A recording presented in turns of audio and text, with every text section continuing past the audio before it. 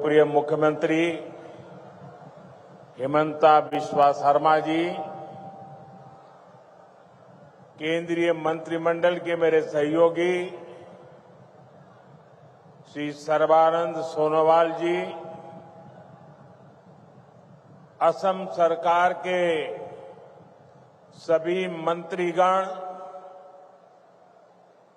सांसद और विधायकगण,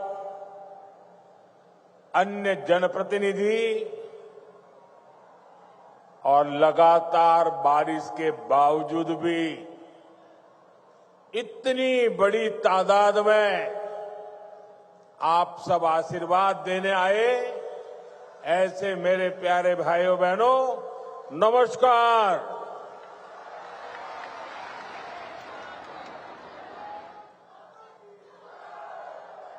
अहोमार विकास यात्रार ऐतिहासिक दिन टूत दरभंगा सिर लौकते हमाग्र ओहोमबासिक में आंतरिक उलोगारू अभिनंदन जोनाइशु।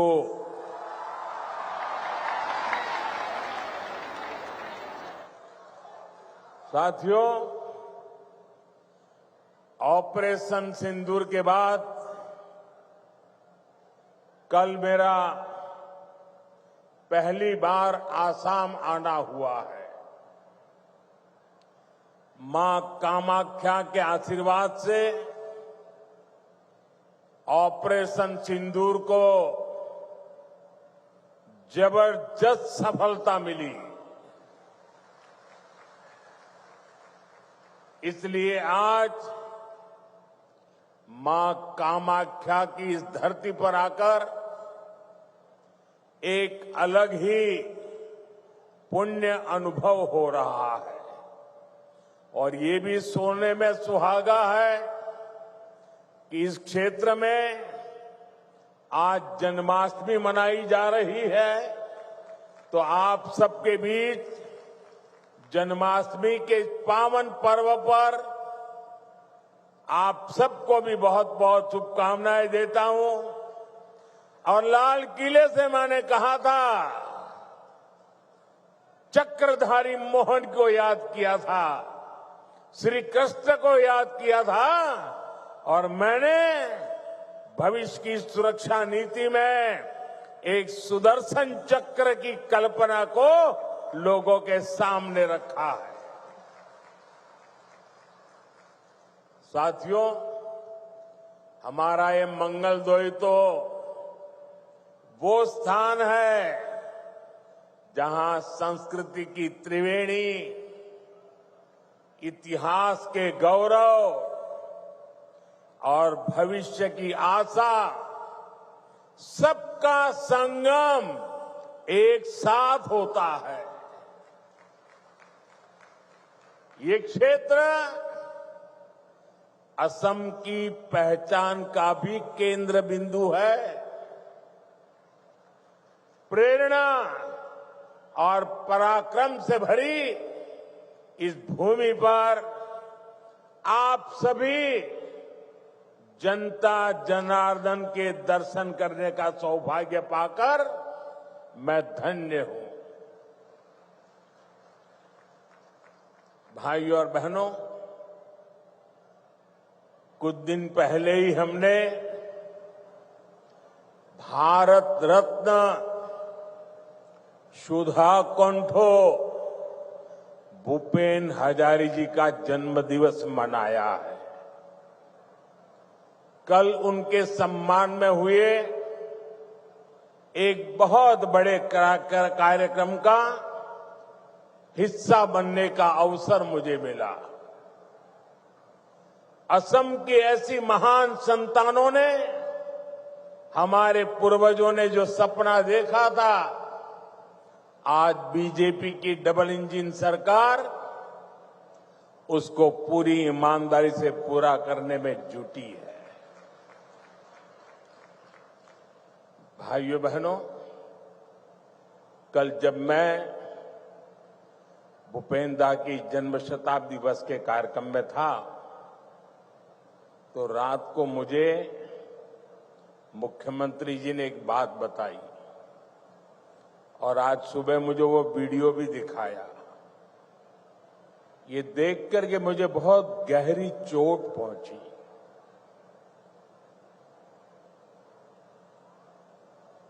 कांग्रेस पार्टी के अध्यक्ष का बयान उन्होंने मुझे दिखाया। जिस दिन भारत सरकार ने इस देश के महान सपूत असम के गौरव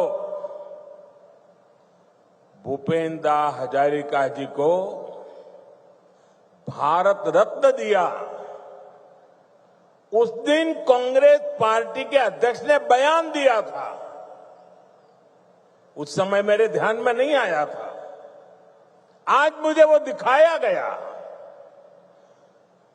कांग्रेस पार्टी के अध्यक्ष ने कहा था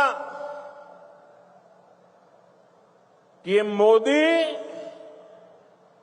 नाचने गाने वालों को भारत रत्न दे रहा है। साथियों, 1962 में चाइना के साथ जो जंग हुआ, उसके बाद पंडित नेहरू ने जो कहा था, वो घाव नॉर्थ ईस्ट के लोगों के वो घाव आज भी नहीं भरे हैं। और उस घाव पर कांग्रेस की वर्तमान पीढ़ी भी नमक छिड़कने का काम कर रही है। मैं आमतौर पर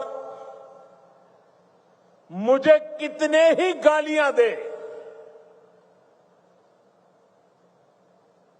मैं तो भगवान शिव का भक्त हूं, सारा जहर निगल देता हूं।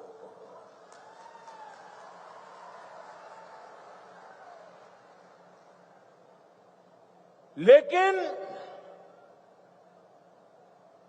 बेशर्मी के साथ जब किसी और का अपमान होता है तो मुझसे रहा नहीं जाता है। आप मुझे बताइए,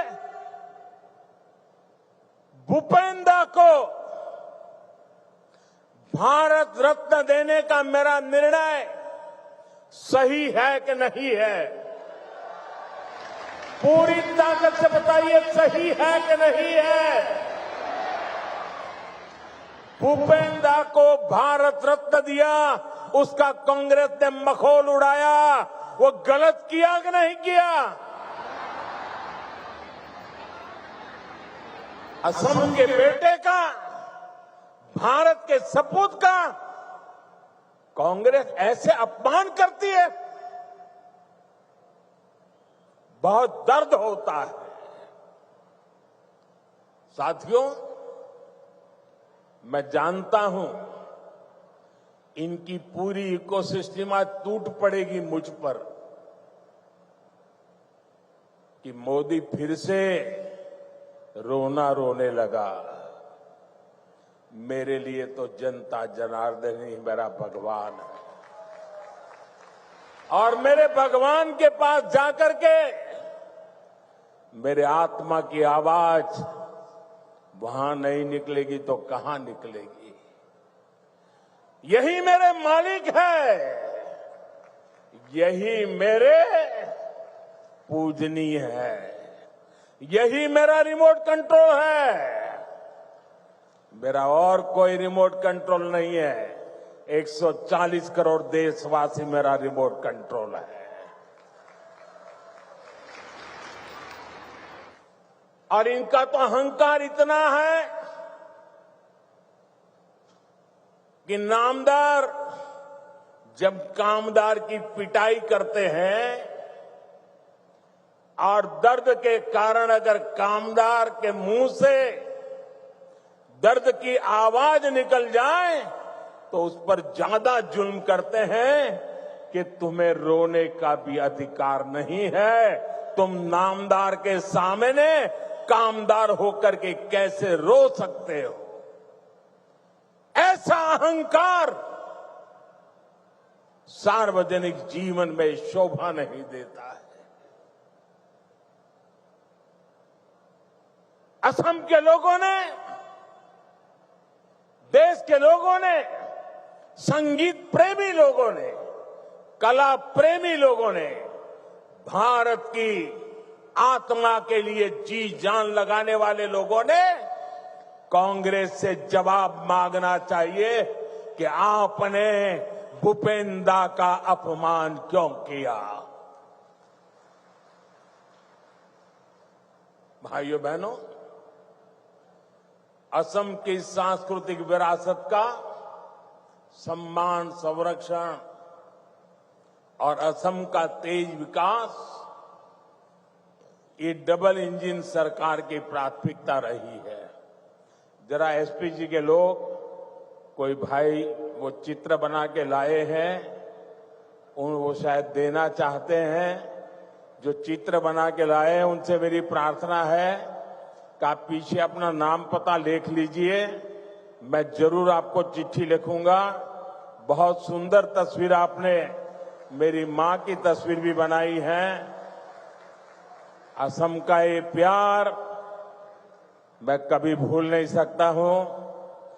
वो एक नौजवान कब से गमोछा लेकर के खड़ा है, वो भी ले लीजिए। मेरे लिए तो ये जन्माष्टमी का प्रसाद है। आसाम की कोई गरीब मां ने ये गमोछा बनाया होगा। बहुत बहुत धन्यवाद भैया आपके इस प्रसाद के लिए। मैं आपका बहुत आभारी हूं। मुझे मिल जाएगा, दे दीजिए भैया, मिल जाएगा। मैं बहुत आभारी हूं आपका। एक और भी ले लीजिए, शायद वो हेमंता को देना चाहता है, हेमंता को देना चाहता है।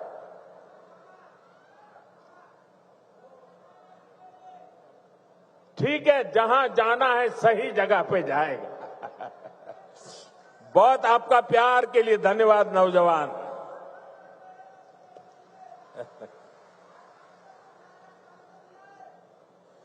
देखिए, काफी बच्चे कुछ चित्र बना के लाए हैं, जरा ले लो भाई। इतना प्यार बरसा रहे हैं लोग। ये छोटे छोटे बालक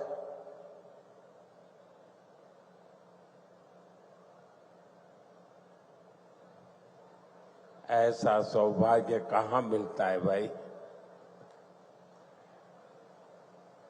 थैंक यू दोस्त, थैंक यू भैया, थैंक यू। आप दोनों भाई हैं क्या? नहीं? वाह, तो दोनों काली टी शर्ट पहन के आए हैं। लेकिन बहुत बहुत धन्यवाद दोस्तों। साथियों, सरकार और असम वासियों के साझा प्रयासों से आज असम देश और दुनिया में धूम मचा रहा है।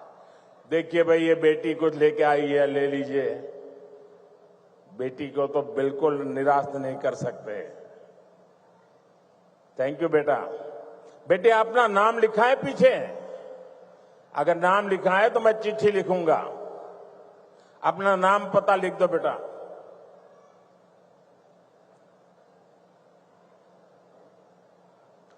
साथियों, आज भारत दुनिया का सबसे तेजी से ग्रो करने वाला देश है। वही असम भी देश के सबसे तेजी से ग्रो करने वाले राज्यों में एक बन गया है। एक समय था जब असम विकास में पिछड़ा हुआ था, देश के साथ कदम ताल नहीं कर पा रहा था। लेकिन आज असम करीब करीब 13% की ग्रोथ रेट से आगे बढ़ रहा है। बेटा, बहुत बहुत धन्यवाद। साथियों, 30% ग्रोथ, 13% ग्रोथ, ये बहुत बड़ी अचीवमेंट है। ये आपकी अचीवमेंट है। हो जाए ताली आज आपके नाम पर। हमारे नाम पर तो आप बहुत तालियां बजाते हैं। मैं आज आपके पसीने पर ताली बजाना चाहता हूं।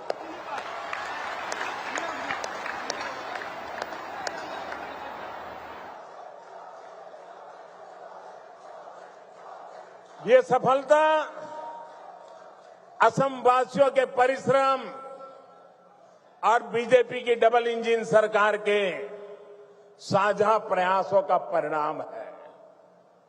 मुझे खुशी है कि असम की जनता इस पार्टनरशिप को लगातार मजबूत कर रही है।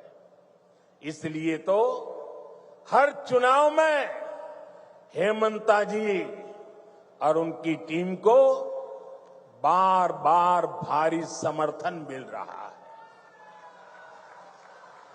हाल में हुए पंचायत चुनावों में भी असम ने हम सभी को ऐतिहासिक विजय दिलाई है, अपना आशीर्वाद दिया है। साथियों, भाजपा सरकार असम को भारत के विकास का ग्रोथ इंजन बनाने के लक्ष्य के साथ काम कर रही है। आज का ये कार्यक्रम भी हमारी इसी संकल्प का हिस्सा है। अभी कुछ देर पहले इस मंच से करीब 6,500 करोड़ रुपए की विकास योजनाओं का शिलान्यास हुआ है। हमारी डबल इंजन सरकार असम को टॉप के कनेक्टेड स्टेट और टॉप के हेल्थ केयर हब के रूप में विकसित कर रही है। ये प्रोजेक्ट्स इसी संकल्प को और सशक्त करेंगे। आप सभी को दरांग मेडिकल कॉलेज और अस्पताल के लिए, हाईवे के लिए, रिंग रोड के लिए बहुत बहुत बधाई। साथियों, पूरा देश आज विकसित भारत के निर्माण के लिए एकजुट होकर आगे बढ़ रहा है। खास तौर पर हमारे जो नौजवान साथी हैं, उनके लिए विकसित भारत सपना भी है और संकल्प भी है। और इस संकल्प की सिद्धि में हमारे नॉर्थ ईस्ट की बहुत बड़ी भूमिका है।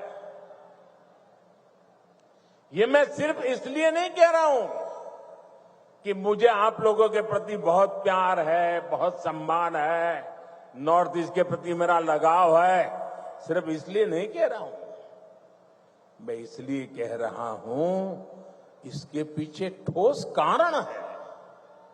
आजादी के बाद बड़े शहर, बड़ी इकोनॉमी, बड़े बड़े कारखाने पश्चिम और दक्षिण भारत में ही विकसित हुए। इस दौरान पूर्वी भारत का बहुत बड़ा इलाका, बहुत बड़ी आबादी विकास की दौड़ में पीछे रह गई। अब भाजपा सरकार इस स्थिति को बदल रही है। 21वीं सदी के 25 साल बीत चुके हैं। जिस 21वीं सदी के हम गीत गाते रहे ना, कांग्रेस के जमाने से सुन रहे थे 21वीं सदी आ रही है, 21वीं सदी आ रही है। आकर के भी 1/4 समय तो पूरा हो गया। अब 21वीं सदी का ये अगला हिस्सा ईस्ट का है। नॉर्थ ईस्ट का है। अब आपका टाइम आया है। असम का, नॉर्थ ईस्ट का समय आया है। आपका समय आया है। मेरे नौजवानों, अब समय आपकी मुट्ठी में है। भाई एक और बच्चा कुछ लेके आ गया, ले लीजिए भाई।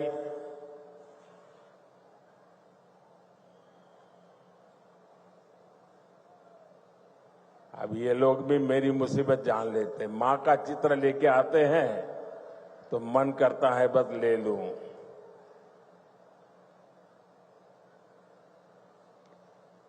दे दो बेटे, ये मेरे साथी हैं। पीछे अपना नाम पता लिख लेना, मैं कलेक्ट कर लूंगा इसको, आपको चिट्ठी लिखूंगा। जरा ये लेकर के दे दीजिए भी एसपी जी वालों को। साथियों, किसी भी क्षेत्र के तेज विकास के लिए तेज कनेक्टिविटी बहुत जरूरी है। इसलिए हमारी सरकार का बहुत अधिक फोकस नॉर्थ ईस्ट में कनेक्टिविटी पर रहा है। रोड, रेल, एयर जैसी physical connectivity, 5G, internet, broadband जैसी डिजिटल कनेक्टिविटी, इससे आप लोगों को सुविधा मिली, जीवन आसान हुआ, बिजनेस करना आसान हुआ।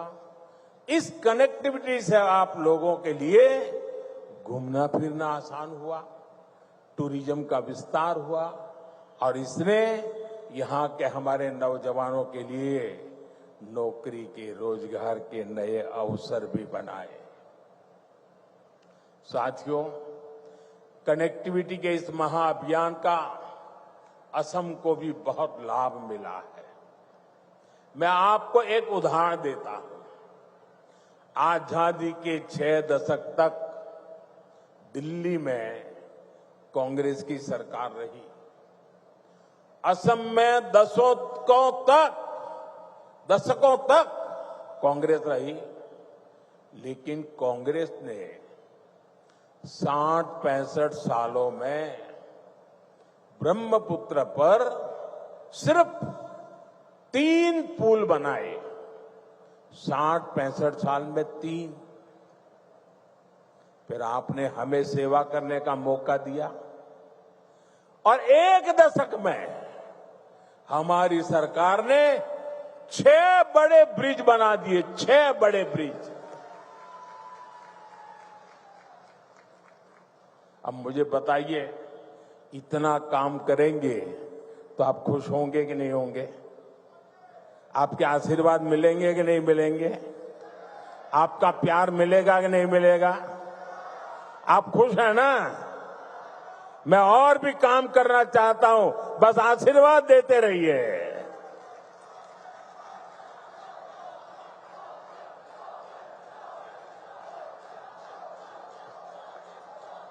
आज भी कुरवा नारंगी ब्रिज का शिलान्यास हुआ है। इस ब्रिज से गुवाहाटी और दरांग के बीच की दूरी कुछ ही मिनट की हो जाएगी। इससे आम लोगों के समय और पैसे की बचत होगी, ट्रांसपोर्टेशन सस्ता होगा, टाइम कम लगेगा, ट्रैफिक की परेशानियां कम होगी और इसके कारण कीमतें भी कम होती है। साथियों, नई रिंग रोड से आपको बहुत फायदा होगा। जब ये बन जाएगी तो ऊपरी आसाम की तरफ जाने वाली गाड़ियों को शहर में आने की जरूरत ही नहीं पड़ेगी। ये ring road 5 national highway, 2 state highway, 1 airport, 3 railway station और 1 इनलैंड वाटर टर्मिनल को आपस में जोड़ने का काम करेगा। यानी असम में पहली बार सीमलेस मल्टी मॉडल कनेक्टिविटी का पूरा नेटवर्क होने का ये है डबल इंजन की बीजेपी सरकार का विकास का मॉडल। साथियों, हम आज की नहीं बल्कि अगले 25-50 साल की जरूरतों के मुताबिक देश को तैयार कर रहे हैं, क्योंकि 2047 जब आजादी के 100 साल होंगे ना, विकसित भारत बना के रहना है दोस्तों। आपके लिए बनाना है, आपके बच्चों के लिए बनाना है, नौजवानों के उज्जवल भविष्य के लिए बनाना है। इसी कड़ी में मैंने लाल किले से घोषणा की थी कि अब जीएसटी में नेक्स्ट जनरेशन रिफॉर्म होगा। आज मैं इस रिफॉर्म की खुशखबरी के साथ आपके बीच आया हूं। आज से ठीक 9 दिन के बाद नवरात्रि का पहला दिन होगा। जीएसटी की दरें बहुत कम हो जाएगी और इससे असम के, देश के हर परिवार को फायदा होगा। रोजमर्रा की बहुत सारी चीजें और सस्ती हो जाएगी। हमने सीमेंट पर टैक्स कम किया है। इसके लिए जिसको घर बनाना है उसका खर्चा कम होगा। कैंसर जैसी अनेक गंभीर बीमारियों की अनेक महंगी दवाएं सस्ती हो जाएगी। बीमा कराना सस्ता हो जाएगा। और जिस नौजवानों को मोटरसाइकिल लेनी है, नई कार खरीदनी है, वो भी सस्ती हो जाएगी। आजकल आप देखते होंगे मोटर कंपनियों में ऐसी होड़ मची है, एडवर्टाइजमेंट दे रहे हैं 60,000 कम, 80,000 कम, 1 लाख रुपया कम। लगातार इससे जुड़े विज्ञापन दे रहे हैं। यानी माताएं बहनें हो, नौजवान हो, किसान हो, दुकानदार हो, सबका फायदा होने वाला है। ये फैसला आपके त्योहारों की चमक और बढ़ाने वाला है। साथियों, इन त्योहारों में आपको मेरी एक बात भी ध्यान रखनी है। मैं अपनी बात बताऊं? मैं मेरी बात बताऊं? आप कहो तो बताऊं? सबके सब हाथ ऊपर करके बताइए, बताऊं? मेरी बात मानोगे? बैठो बेटा, बैठो। थैंक यू बेटा, थैंक यू। उसको तकलीफ मत दीजिए, उसको शारीरिक तकलीफ है। प्लीज उसको परेशान मत कीजिए, ले लेंगे। जरा कैमरामैन वो चिट्ठी ले लो, उनसे चिट्ठी ले लो। कोई नौजवान, बैठो बेटा, आप परेशान मत होना, उसको परेशान मत कीजिए। अरे भाई, उसको तकलीफ हो रही है भाई। मेरा प्रणाम भैया, उसको परेशान मत कीजिए प्लीज। उसको, मुझे अच्छा नहीं लगता है भैया, प्लीज। आप यहां तक आए, शरीर को इतना कष्ट देकर के आए, मैं आपका आभारी हूं। साथियों, जरा फिर से हाथ करके बताइए, मैं जो कहूंगा मेरी बात मानोगे? ऐसा नहीं, सबका हाथ ऊपर होना चाहिए, उधर भी। मेरी बात मानोगे? पक्का मानोगे? इतना कर लीजिए, देश आगे बढ़ जाएगा। दोस्तों, मेरे लिए नहीं, मैं आपसे देश के लिए मांग रहा हूं। मैं आपसे आपके बच्चों के उज्जवल भविष्य के लिए मांग रहा हूं। और मैं आपसे यही कहता हूं कि आप मुझे वादा कीजिए, अब जो भी खरीदेंगे वो स्वदेशी होगा।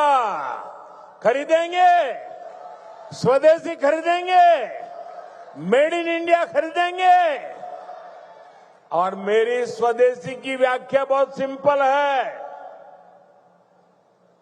कंपनी किसी भी देश से क्यों ना आई हो, नाम किसी भी देश का क्यों ना हो, लेकिन वो हिंदुस्तान में ही बना होना चाहिए। पैसा दुनिया के किसी भी देश ने लगाया हो, लेकिन पसीना मेरे देश के नौजवानों का होना चाहिए।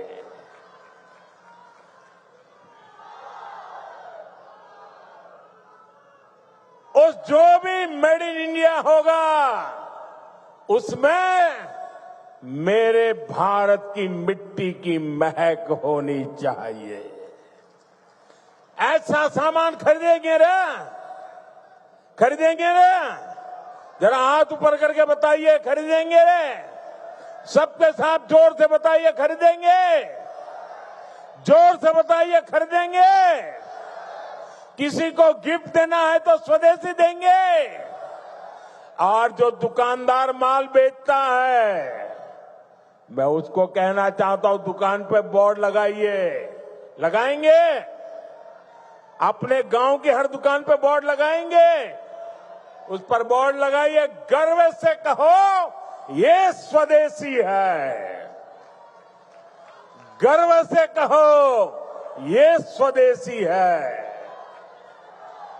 देखिए, स्वदेशी की ताकत मैं बताता हूं। करीब 50 साल पहले की बात, मैं कन्याकुमारी में कुछ समय के लिए वहां रहता था। और ये गमोथा कितने ही सालों से मेरे साथ होता है। मेरी बैग में भी 3-4 होते ही होते हैं। तो ऐसे ही मैं कन्याकुमारी में एक गमोछा ऐसे लगा के घूम रहा था, तो दूर से कुछ लोग दौड़ के आए और मुझे नमस्ते करके पकड़ा। बोले, आप आसाम से हैं? मैंने कहा, नहीं, मैं तो गुजरात से हूं। नहीं, बोले, गमोछा देखा ना, इसलिए आपको हमने पकड़ा। ये ताकत होती है मिट्टी की, स्वदेशी की ये ताकत होती है। कोई पहचान नहीं थी, लेकिन आसाम के लोगों का उस दिन मुझ पर इतना प्यार उमड़ गया क्योंकि मेरे गले में गमोछा था। दोस्तों, ये ताकत होती है। और इसलिए मैं कहता हूं, आप मुझे वादा करिए, हम स्वदेशी खरीदेंगे।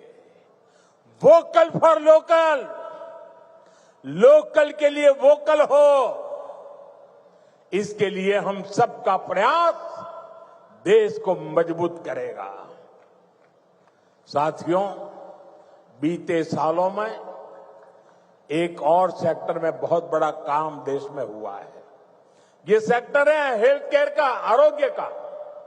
हमारे अस्पताल होते थे तो बड़े शहरों में, वहां इलाज कराने जाते थे तो बहुत महंगा पड़ता था।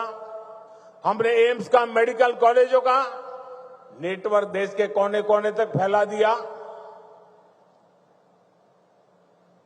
अब बैठिए भैया, मुझे आप अपने बोलने दीजिए। अब बैठिए, आप बैठिए, आप बैठिए, आप बैठिए। अरे, उसको परेशान कर रहे हैं आप लोग। भाई कैमरामैन, उनसे चिट्ठी ले लेना। मेरे इन दिव्यांग भाइयों को क्यों परेशान करते हैं आप? थैंक यू दोस्त।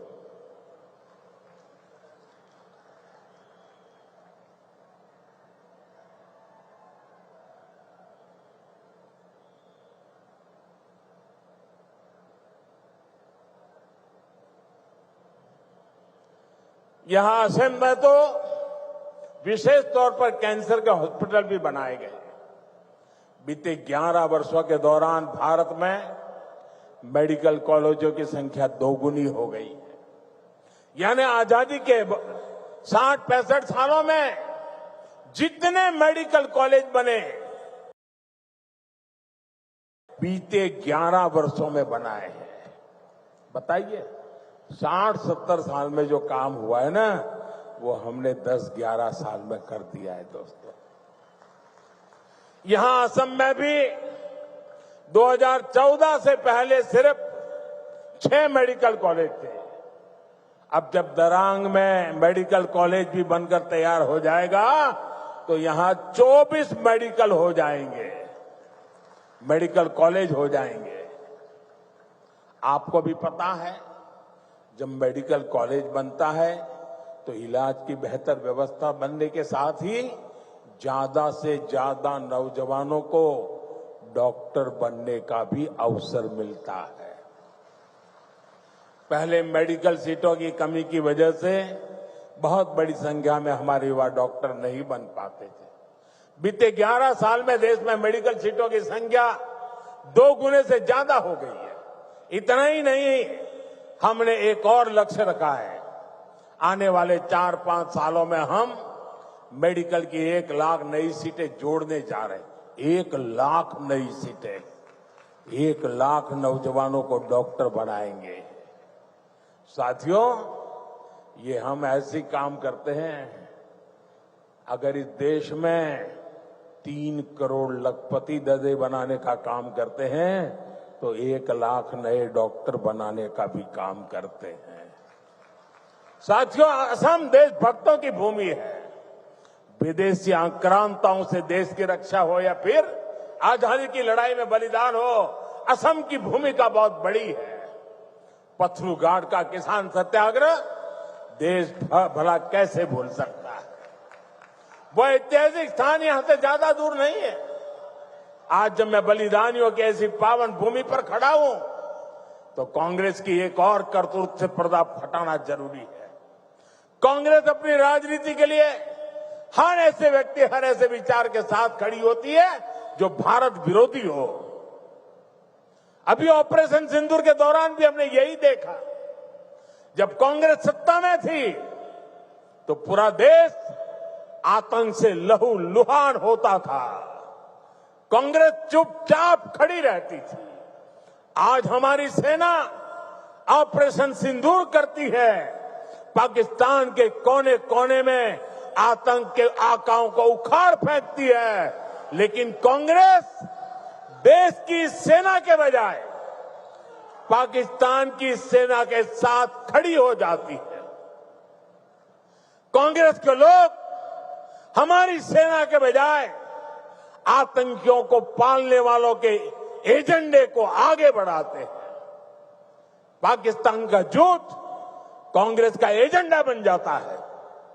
इसलिए आपको कांग्रेस से हमेशा सतर्क रहना है। साथियों, कांग्रेस के लिए अपने वोट बैंक का हित ही सबसे बड़ा है। कांग्रेस देश हित की कभी परवाह नहीं करती। आज कांग्रेस देश विरोधियों की, घुसपैठियों की भी बहुत बड़ी रक्षक बन चुकी है। कांग्रेस जब सत्ता में थी तो घुसपैठ को बढ़ावा देती थी। और कांग्रेस चाहती है कि इस घुसपैठिए हमेशा के लिए भारत में ही बस जाए और भारत का भविष्य घुसपैठिए तय करे। एक समय में मंगलदोई ने असम की पहचान बचाने के लिए अवैध घुसपैठ के खिलाफ, लेकिन पहले की कांग्रेस सरकार ने आप लोगों को इसकी भी सजा दी है, आपसे इसका बदला लिया है। कांग्रेस ने यहां जमीन पर अवैध कब्जे होने दिए, हमारे आस्था के स्थानों पर हमारे किसानों के, आदिवासियों के हक की जमीन पर डाका डाला।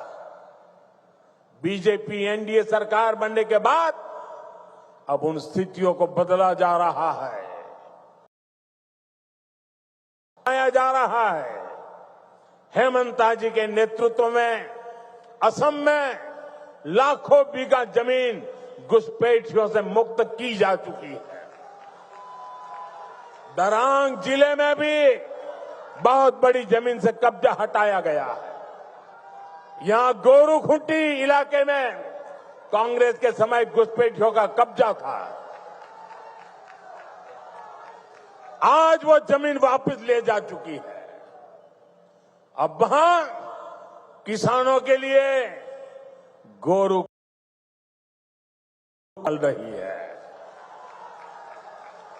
वहां के नौजवान अब कृषि सैनिक बनकर खेती कर रहे हैं। सरसों, मक्का, उड़द, तिल, कद्दू सब कुछ वहीं उग रहा है। यानी जो जमीन कभी घुसपैठियों के कब्जे में थी, आज वही जमीन असम के कृषि विकास का नया केंद्र बन गई है।